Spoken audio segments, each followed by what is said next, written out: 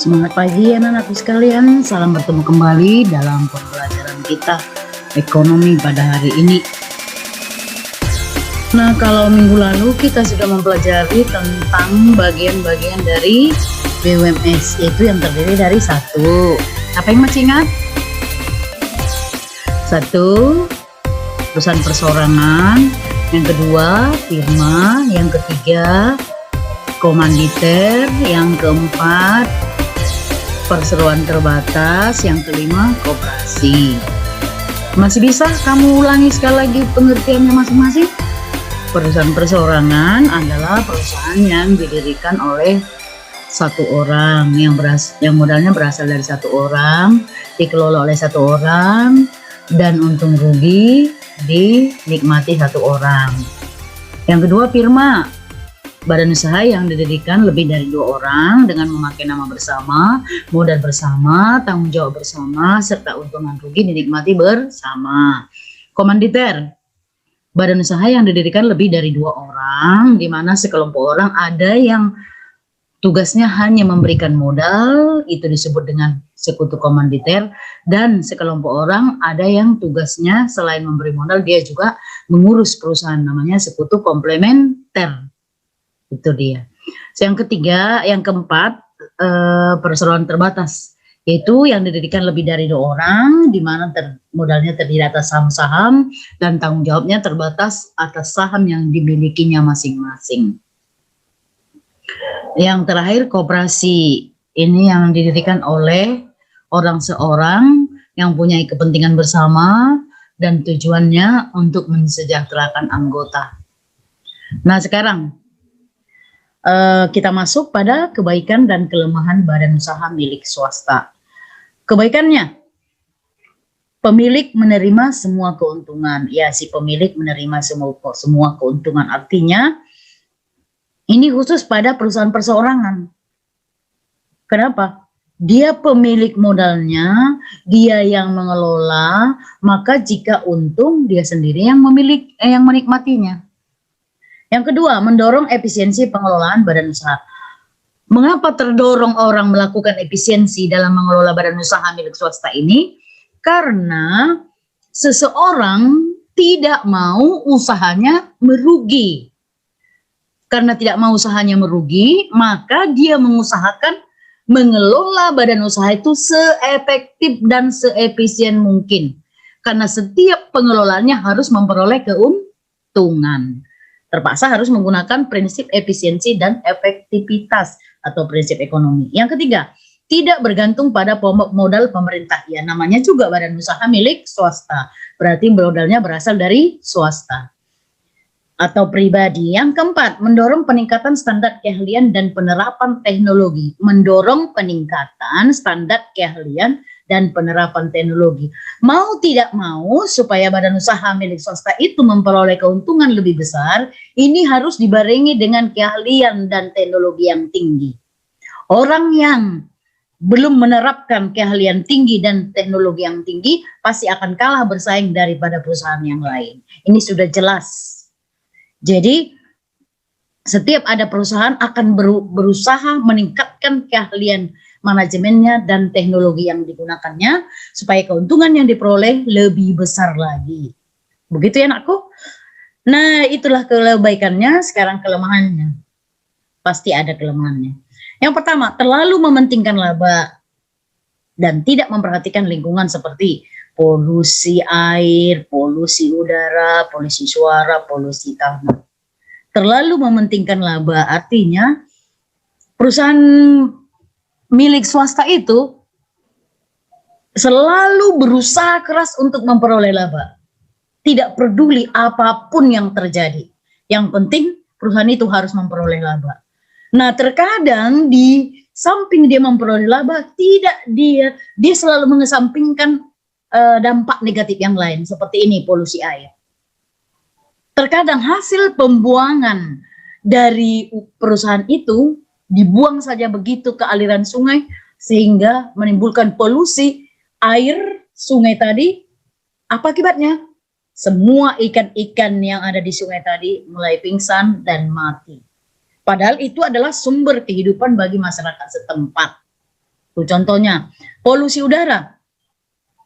Jika perusahaannya mengeluarkan udara kotor, di mana perusahaan tadi tidak menggunakan corong yang sangat tinggi sampai ke sekian meter ke atas, nah udara yang kotor tadi akan menyebar ke sekitar masyarakat. Nah masyarakat setempat akan menghirup udara-udara kotor tadi dan efek negatifnya apa? Akan menimbulkan penyakit atau katakanlah terganggunya pernapasan. Kemudian polusi suara, jika perusahaannya menggunakan mesin yang katakanlah efisiensi suaranya lumayan besar, tanpa membuat perusahaan itu menembok tinggi, sehingga suara yang terjadi dalam perusahaan itu langsung terdengar ke masyarakat setempat. Yang paling gampang contohnya, usaha jangkrik. Jangkrik suaranya sangat membisingkan. Apalagi kalau jangkrik itu lagi lapar. Suaranya bikin pusing 7 keliling. Enggak bisa disumbat. Nah, seharusnya mereka yang punya usaha jangkrik itu paling tidak menembok keliling dan memasang kedap suara supaya tidak menimbulkan polusi suara. Nah, polusi tanah. Seperti tempat pembuangan sampah, TPA, tempat pembuangan akhir. Nah, sampah bermacam-macam, ada plastik, ada kaleng, ada beling, ada dan semua. Nah, itu untuk tanah tersebut, tempat TPA tadi akan mengalami polusi. Karena tanah, plastik, kaleng, beling, itu nggak hancur dibuat tanah sampai sekian tahun. Nah, seharusnya untuk yang seperti ini oleh pihak yang mengelola itu akan dipisahkan. Mungkin bisa didaur ulang. Nah, itulah yang pertama tadi. Jadi terlalu mementingkan laba tanpa memikirkan kepentingan masyarakat banyak atau lingkungan yang bisa menimbulkan polusi macam-macam. Yang kedua, sering terjadi silang pendapat antara manajemen perusahaan dengan serikat buruh atau perbedaan pendapat. Iya. Antara pimpinan dengan para pekerja sering terjadi silang pendapat, perbedaan pendapat. Mengapa? Karena manajemen perusahaan selalu menginginkan untung yang lebih besar tanpa memperhatikan hal yang lain, sementara si tenaga kerja memikirkan keselamatan masyarakat setempat, apalagi yang namanya serikat buruh atau yang sering kita sebut dengan SPSI, Serikat Buruh atau Pekerja Seluruh Indonesia. Ini adalah kumpulan para buruh-buruh yang membentuk satu organisasi di mana dalamnya akan mempertahankan nasib para buruh tadi. Di mana silang pendapatnya? Seringkali manajemen perusahaan tidak bisa memenuhi permintaan dari serikat buruh tadi. Misalnya, memberikan gaji harus sama dengan UMR, upah minimum regional. Upah minimum regional itu pun tidak bisa dipenuhi oleh perusahaan. Karena apa? Mereka menginginkan untung yang sebesar-besarnya. Sebenarnya bukan nggak bisa dibayar, bisa. Tapi mereka mau untung 3 kali lipat. Sebenarnya 2 kali lipat penuntungnya sudah beruntung mereka. Tapi mereka mau untung 3 kali lipat sehingga permintaan serikat buruh tadi tidak bisa mereka penuhi.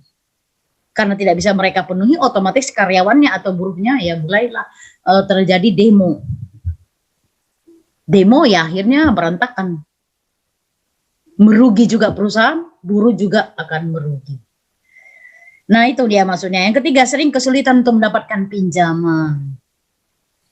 Karena tidak selamanya modal dalam usaha itu selalu tersedia cukup. Maka kalau meminjam, khususnya perusahaan perseorangan, ini sangat sulit. Karena orang tidak segampang itu percaya memberikan pinjamannya, apalagi kalau usahanya perseorangan. Kenapa? Nggak yakin orang akan kemampuan seseorang itu. Tapi kalau dia misalnya PT, usahanya besar, yang dikelola oleh orang-orang profesional, mungkin orang akan lebih percaya. Usahanya besar, tentu modalnya besar, untungnya juga besar. Kemungkinan untuk mengembalikan pinjaman juga akan bisa dikembalikan dengan baik. Itu kesulitan yang ketiga ini, kelemahan yang ketiga. Oke. Sekarang tahap mendirikan BUMS, tahap mendirikan BUMS tahap. Ini nanti untuk orang-orang yang ya kalau dia sudah tamat SMA jurusan IPS atau paling tidak sudah tamat kuliah jurusan manajemen atau jurusan akuntansi atau ekonomi, supaya mengerti bagaimana tahap-tahap mendirikan BUMS ini. Yang pertama, pengurusan akta pendirian. Jadi sebelum didirikan diurus dulu aktanya. Proses pembuatan akta pendirian firma, ingat firma didirikan lebih dari 2 orang, modal bersama, dan juga dikelola bersama, tanggung jawab atau untung dan rugi dinikmati bersama. Proses pembuatan akta pendirian firma dibuat dan ditandatangani oleh notaris yang berwenang dalam bahasa Indonesia. Persyaratan yang harus dipenuhi diantaranya adalah melampirkan data pendirian perusahaan, fotokopi KTP para pendiri, surat kuasa apabila dikuasakan kepada orang lain. Kalau misalnya si A menguasakan kepada si B untuk sebagai anggota dari firma tadi.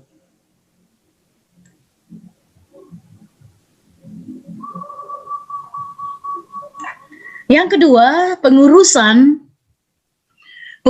surat keterangan domisili perusahaan atau SKDP. Pengurusan surat keterangan domisili perusahaan atau SKDP. Proses surat keterangan domisili ini diajukan, titik ini ya. Proses SKDP ini diajukan kepada kepala kantor kelurahan atau desa setempat sesuai dengan alamat kantor perusahaan berada sebagai bukti keterangan atau keberadaan alamat perusahaan. Jadi diambil dulu dari kepala desa surat keterangan bahwa perusahaan itu akan didirikan. Tentu kepala desa di mana perusahaan itu berada. Kalau dia berada di daerah A, maka surat keterangan dari kepala desa daerah A lah diambil, jangan dari tempat tinggalmu. Sementara tempat tinggalmu berbeda dengan perusahaan. Ngerti maksudnya kan? Surat keterangan dari kepala desa di mana perusahaan itu berada atau dibuat. Yang ketiga, pendaftaran wajib pajak, permohonan wajib pajak. Permohonan pendaftaran wajib pajak badan usaha diajukan kepada kantor pelayanan pajak KPP. Kenapa harus didaftar banyak ke KPP? Ya, setiap warga negara yang memperoleh penghasilan akan dikenakan pajak penghasilan. Sesuai dengan keberadaan domisili perusahaan yang tadi, untuk mendapatkan kartu NPWP dan surat keterangan terdaftar sebagai wajib pajak. NPWP, nomor pokok wajib pajak. Jadi, setiap usaha harus didaftarkan ke kantor pelayanan pajak. Supaya pemerintah tahu menagih pajak penghasilannya gitu loh. 4. Pendaftaran ke pengadilan negeri. Permohonan pendaftaran ini diajukan kepada kantor pengadilan negeri setempat sesuai dengan tempat dan kedudukan perusahaan berada. Gitu ya. Tadi kepala desanya juga, KPP-nya juga, sekarang kepala kantor pengadilannya juga harus di daerah setempat di mana perusahaan itu berada. Persyaratan yang harus dipenuhi biasanya adalah yang mau dibawa ke kantor pengadilan: fotokopi akta pendirian, fotokopi KTP, NPWP para pengurus, fotokopi surat keterangan berdomisili perusahaan, dan fotokopi NPWP perusahaan. Iya, dibawalah itu lengkap-lengkap, baru nanti oleh pengadilan negeri baru dikeluarkan surat izin mendirikan usaha. Yang kelima, pengurusan surat izin usaha perdagangan atau SIUP. Surat izin usaha perdagangan. Permohonan surat izin perdagangan ini diajukan melalui kantor dinas perdagangan kota atau kabupaten sesuai dengan tempat dan kedudukan perusahaan berada. Jadi tahap yang kelima, urus SIUP. Bagi pemerintah daerah yang sudah memiliki pelayanan terpadu satu pintu, permohonan surat izin usaha perdagangan dapat diajukan melalui PTSP. Pelayanan terpadu satu pintu sesuai kewenangan daerah provinsi. Jadi yang pertama tadi,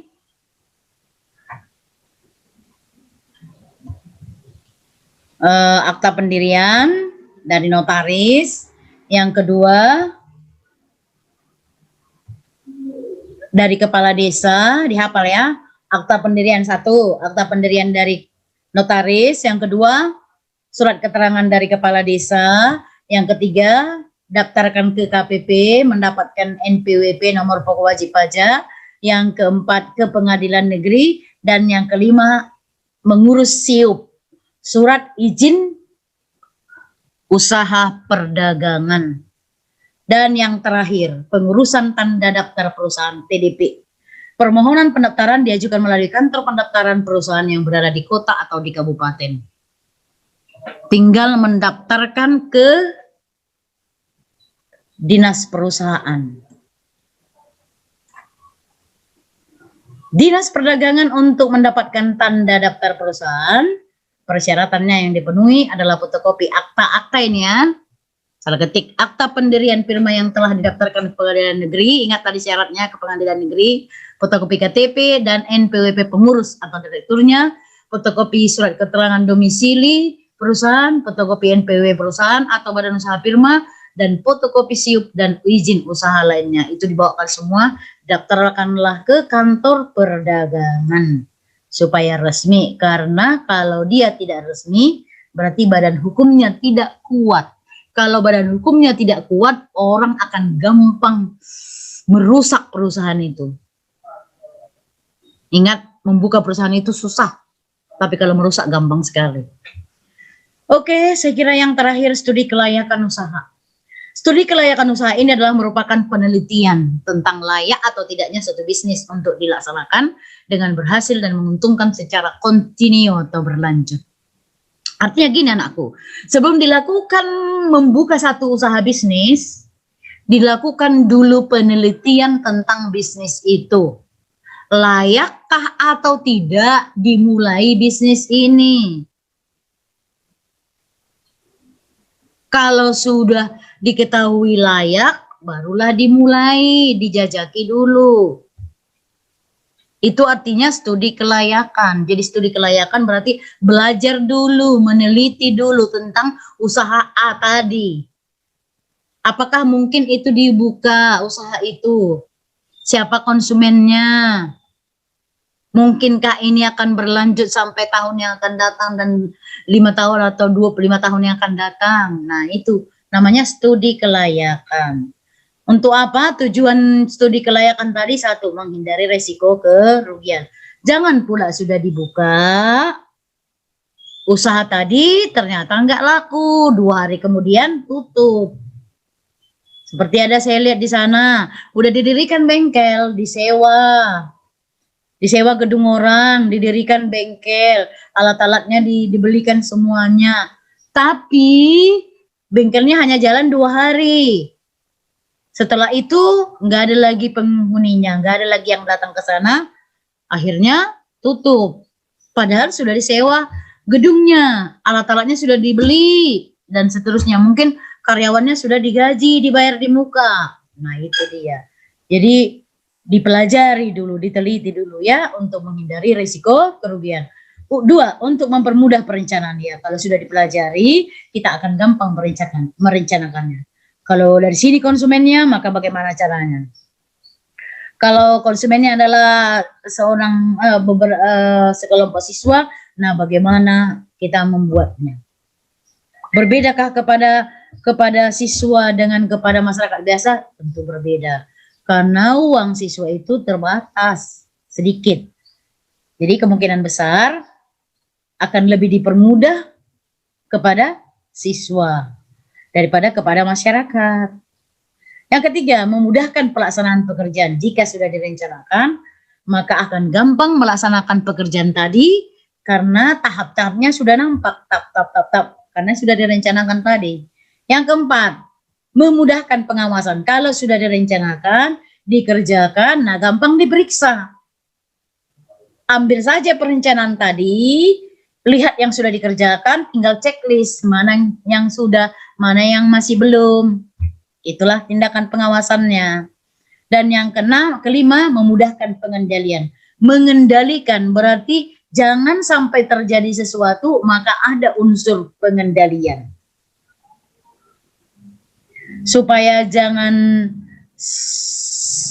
sempat anjlok nilainya, nilai semester genapnya misalnya, diperbaikilah cara belajarnya mulai dari semester ganjil, kira-kira begitu. Supaya nanti pada akhirnya IPK-nya di semester genapnya tidak anjlok. Itulah artinya contoh pengendalian. Kalau pengendalian di perusahaan seperti apa? Jangan sampai bahan baku bertumbuh banyak. Kenapa? Mana tahu barang yang sudah jadi dibuat tidak laku cepat, terpaksa bahan baku tadi untuk sementara waktu stop dulu.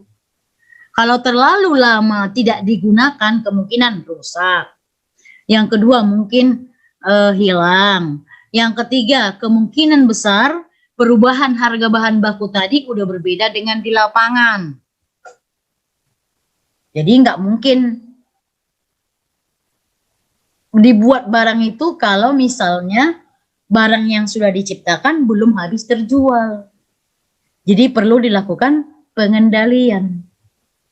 Bagaimana supaya perusahaan itu berjalan dengan baik. Nah, ketika mengadakan studi kelayakan atau penelitian sebelum usaha tadi dibangun, apa yang perlu dilihat? Satu, aspek hukumnya. Aspek hukumnya.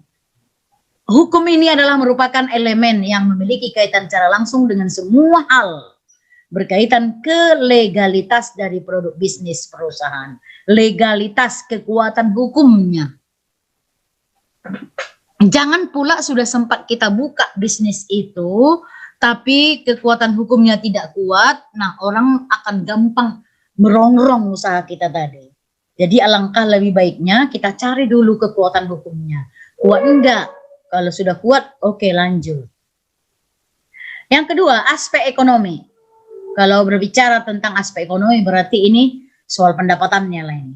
Dilakukan pertimbangan pada apakah bisnis perusahaan mampu meningkatkan pendapatan per kapita rata-rata atau tidak, atau justru berlaku sebaliknya. Nah ini, kalau aspek ekonomi ini harus dihubungkan kepada keuntungan. Apakah bisnis itu memang meningkatkan pendapatan? Terutama siapa? Pendapatan rata-rata masyarakat atau justru menurunkan? Nah, itu dia. Mana yang paling menyelamatkan? Mana yang paling gampang menaikkan pendapatan rata-rata? Seperti langkah yang diambil Presiden kita Jokowi sekarang. Dengan memberikan bantuan UKM kepada golongan petani di desa per kelompok. Ini sangat membantu saya kira. Diberikan misalnya kepada satu kelompok 10 orang, diberikan misalnya kambing 5 ekor per keluarga, atau bebek 20 ekor per keluarga, atau ayam 30 ekor per keluarga. Ini sangat membantu saya kira. Ini bisa meningkatkan pendapatan per kapita rata-rata. Jadi tidak asal diberikan, tapi diperhatikan aspek ekonominya. Seperti Mami misalnya. Air bilasan kain itu nggak pernah langsung Mami buang. Saya tetap memperhatikan aspek ekonominya. Masih bisa air bekas bilasan kain tadi digunakan untuk mencuci kain lap, menyiram jika memberus kamar mandi, atau apa saja sampai akhirnya air tadi bisa digunakan dengan baik. Jadi diperhatikan itu. Yang ketiga, aspek budaya. Kalau dipandang dari aspek budaya, maka dilakukanlah pertimbangan apakah sebuah bisnis di perusahaan tersebut memiliki dampak positif untuk adat istiadat yang ada di lingkungan sekitar tempat bisnis, atau perusahaan tersebut berdiri. Aspek budaya. Apakah memang budaya setempat itu makan tempe atau tahu? Kalau di Jawa, ya makanan favorit itu tempe tahu. Kalau misalnya di Toba sana, Umbahas, buka rumah makan khas Batak, ada Naniura, Naniarsik, Saksang, Padar. Ini berhubungankah dengan adat istiadat? Berhubungan. Karena itulah makanan yang biasa disediakan untuk adat istiadat orang Batak. Jadi kalau ada cateringan yang seperti itu atau rumah makan besar yang seperti itu, nah ini berarti sudah memperhatikan aspek budaya. Jangan siapkan di daerah Humbasana makanan Minang, Jawa, nggak laku. Atau justru di daerah Jawa disediakan Naniarsik, Naniura, Padar, Saksang. Di sana itu bukan makanan yang berhubungan dengan adat istiadat. Jadi dilihat di mana bisnis itu didirikan, lihat budaya setempat itu. Supaya kegiatanmu lebih lancar. Yang keempat, aspek pasar dan pemasaran. Ini lagi. Di dalam studi kelaikan bisnis ini terkait dengan pertanyaan apakah ada peluang pasar bagi produk yang dihasilkan perusahaan. Memang lakukah barang itu jika barang itu dibuat di sini? Harus diperhatikan. Yang pertama, aspek-aspek pasar atau pemasaran tadi, potensi pasarnya. Yang akan dinilai dari bentuk konsumen atau pasar yang dipilih. Lihatlah konsumennya. Kalau misalnya yang dijual adalah pecal, orang Jawa, taulah masakan orang Jawa. Sedikit tapi enak, tapi harganya lumayan. Kalau yang berjualan pecal tadi di lingkungan orang Batak, ingat ya, yang jualannya orang kita Jawa, pecelnya enak, dikit, mahal, tapi dia berjualan di tempat orang Batak. Tahu orang Batak? Murah, meriah, muntah. Kalau boleh pecalnya enak, banyak, tapi harganya murah. Itu prinsip ekonomi orang Batak yang luar biasa. Jadi kalau orang Jawa berjualan seperti yang tadi di lingkungan orang Batak, potensi pasarnya kurang. Sama, kalau orang Batak jualan pecal di tempat orang Jawa seperti itu nggak laku. Kenapa? Beda rasanya pecal Batak dengan pecal Jawa. Yang kedua, jumlah konsumen potensial.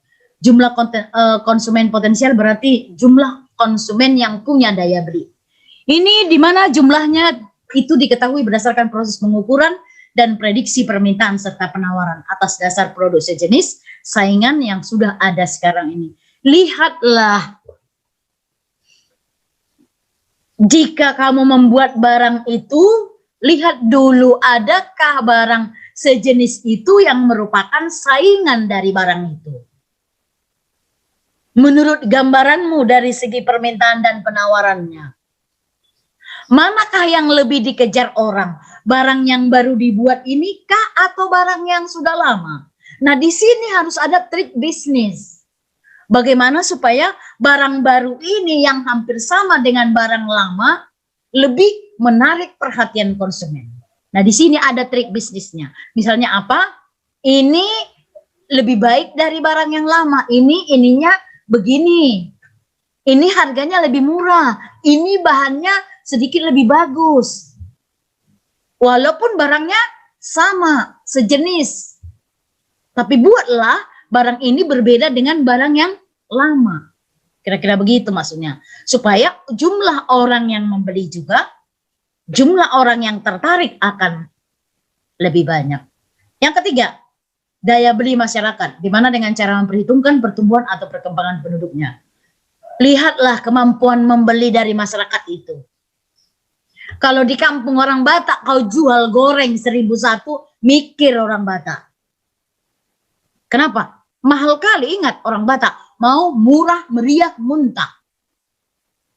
Kalau boleh 2.000. Jadi kalau dijual 1.000, apalagi 2.000, kamu pergi dulu jalan-jalan ke Kepri, ke Pulau Riau, goreng sebiji 5.000. Kalau orang dari tebing ini beli goreng di Kepulauan Riau, dibawa uangnya 10.000 dengan catatan dia berpikir akan mendapat goreng sekian biji dengan 10.000, ternyata hanya beli 2, kemungkinan besar dia akan memaki-maki.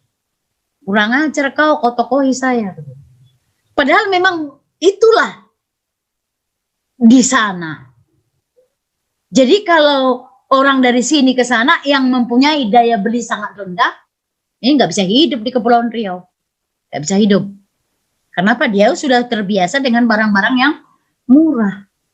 Yang 4, situasi persaingan dalam lingkungan industri. Ada industrinya beda, tapi hasilnya sama.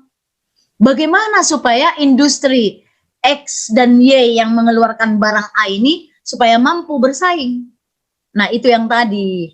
Harus ada trik masing-masing dari industri ini bagaimana supaya ini laku, yang ini juga laku. Jadi sama-sama laku, industrinya sama-sama hidup, gitu loh. Yang keempat, yang kelima, target, segmentasi, serta posisi produk dalam pasar. Target, siapa target barang itu? Target sasaran, siapa yang beli barang ini? Seperti MCI, biogas dari MCI, ini kalung saya dari MCI, yang harganya satu kalung ini sejuta 650. Ini kalungnya 1.650, tapi khasiatnya luar biasa. Nah, siapakah targetnya ini? Tentu satu, orang sakit. Yang kedua, orang yang sehat tapi punya pendapatan. Yang ketiga, orang sehat punya pendapatan dan punya pendidikan. Karena kalau orang nggak punya pendidikan, bagaimanapun dikatakan, nggak mungkin dia cepat percaya hanya dengan menggunakan kalung seperti tadi bisa sehat. Nah, ini dia. Yang keenam, perilaku, sikap, serta kepuasan konsumen pada produk sejenis atau saingannya yang sudah ada sekarang ini. Lihatlah bagaimana orang puas dengan kompor gas Rinnai dibanding dengan kompor gas Hock. Nah, ini orang lebih puas mungkin dengan Hock, tetapi harganya kurang terjangkau. Nah, bagaimana kalau dengan Rinnai harganya yang lebih terjangkau, kualitasnya hampir menyerupai Hock, yang walaupun tetap tidak bisa disaingi Hock. Untuk sama dengan Hock tidak bisa. Kira-kira begitu ini maksudnya. Nah, bagaimana menarik perhatian konsumen supaya membeli Rinnai, apalagi merek yang lain, membeli merek kompor gas Rinnai, Techno, dan sebagainya. Yang ketujuh, manajemen pemasarannya, di mana ini terdiri dari analisis bauran dan persaingan pemasaran. Nah, lihatlah bagaimana persaingan pemasaran dan analisis bauran atau 4P. Persaingan pemasaran ini. Bagaimana menurut persaingan pemasaran? Kebutuhan masyarakat di satu, pajak Hongkong, pajak Gambir, pasar Impres, pasar Sakti. Bagaimana menurutmu? Beda ini kan? Beda kan? Nah, itu. Kalau di pasar Impres, itu konsumennya adalah golongan ekonomi menengah ke bawah dan orang-orang yang mau berjualan. Maka harga barang di sana akan lebih murah dibanding pasar yang lain. Kalau pasar Gambir, orang-orangnya adalah yang mau belanja yang sedikit lebih tinggi dari orang yang belanja di pasar Impres.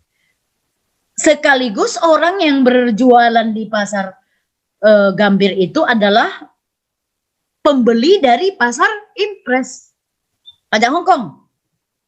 Nah, pajak Hongkong itu pembelinya orang kelas-kelas tinggi yang mereka belanja dari pasar yang dua tadi. Demikian dengan pasar sakti. Jadi kalau di pajak Hongkong itu terkenal dengan pajak-pajak orang kaya. Jadi kita lihat persaingannya. Kalau kamu mau berjualan di pajak Hongkong, berarti kamu akan membeli barang-barang pilihan dari pajak yang tiga tadi. Supaya untungmu lebih besar, jangan belanja dari pajak Gambir atau pasar sakti. Sumbernya ini semua dari pasar impres. Begitu dia. Itulah tadi analisis pemasaran. Yang kelima, analisis aspek teknis dan teknologi. Ini berkaitan atas rencana kualitas produk, pemilihan strategi produksi, pemilihan teknologinya. Jadi perhatikanlah, kira-kira bagaimanakah kualitas produknya. HP misalnya. HP. Dulu HP hanya bisa telepon SMS. Sekarang kita sudah bisa PC-an. Video call. Nampak langsung orangnya, bicara langsung. Besok lusa sudah ada opini masyarakat. Akan ada HP hanya sebesar korek api yang teknologinya lebih canggih dari yang sekarang ini. Hanya sebesar korek api. Kita mau SMS tinggal ngomong. Pesan. Ketik. Saya sudah nunggu di gerbang. Kirim. Sianu. Udah. Tanpa harus menekan touch-nya. Nah ini akan dipikirkan oleh pembuat HP terbaru nanti. Ini sudah ada opini ya. Tidak perlu harus pegang-pegang lagi, sentuh-sentuh. Kalau ini layar sentuh. Tinggal sentuh aja. Kalau dulu memang harus ditekan-tekan semuanya. Kalau ini enggak, sentuh. Kalau nanti enggak sentuh lagi, tinggal ngomong. Kita tinggal lebih ngomong, nanti semua hasil ngomongan kita dijalankan sendiri oleh HP itu.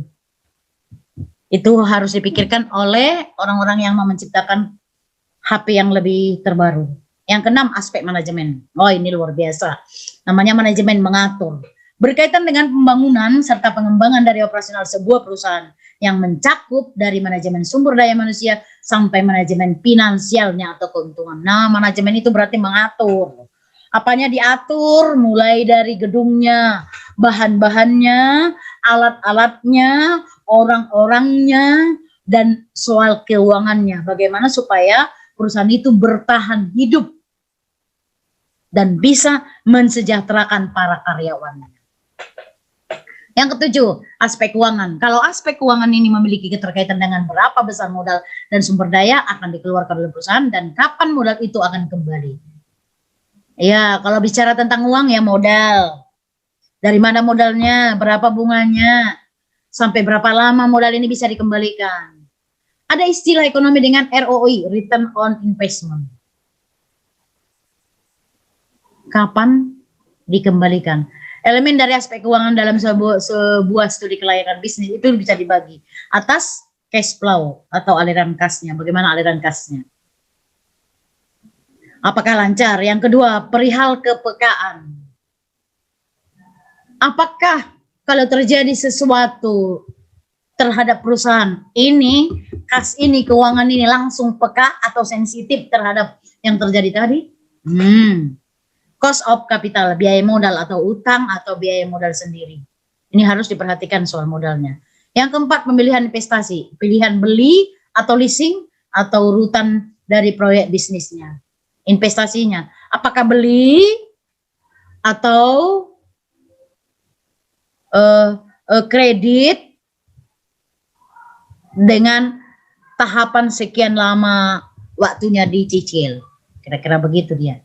Jadi dipilih bagaimana proses investasinya yang lebih menguntungkan. Oke, itulah aspek-aspek studi kelayakan. Nah, kalau ada anakku yang kurang jelas nanti, Mami senang kali loh kalau kalian itu menyampaikan pertanyaan. Tapi kalau boleh menyampaikan pertanyaannya di WA group, karena itu kan langsung saya buka.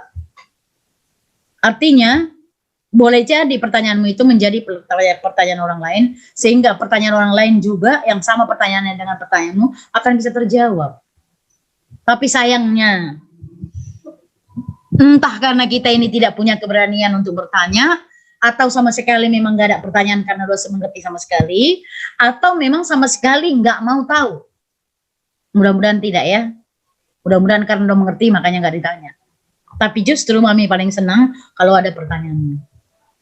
Oke nakku, di sini ada tugas 3. Kalau kemarin sudah kebaikan dan keburukan perseorangan, firma dan komanditer, ini mami teruskan kebaikan dan keburukan perseroan terbatas dan kebaikan dan kelemahan dari badan usaha milik swasta. Dan yang ketiga tuliskan 7 aspek kelayakan usaha. Ini tadi sampai nomor 7 aspek keuangan. Oke nakku, tetap semangat, kita nantikan bersama-sama kapan Corona pulang kampung, karena beliau sudah berulang tahun di bulan ini. Semoga setelah ulang tahun dia pulang ke kampung dan kita bisa bertatap muka. Kenapa? Kita masing-masing udah menantikan kerinduan untuk bertatap muka. Oke? Dicatat semuanya, tugas yang 3 dikerjakan, dikirim ke Google Suite dalam bentuk PDF. Ingat, didengar mami cakap. Dalam bentuk PDF. Ingat, bukan hanya tugas yang 3 biji, tapi semua materi dan tugas 3 biji juga dikirim ya anakku ya. Oke, salam sehat. Tetap ingat prokes dimanapun kamu berada. Dan usahakan tetap di rumah. Oras.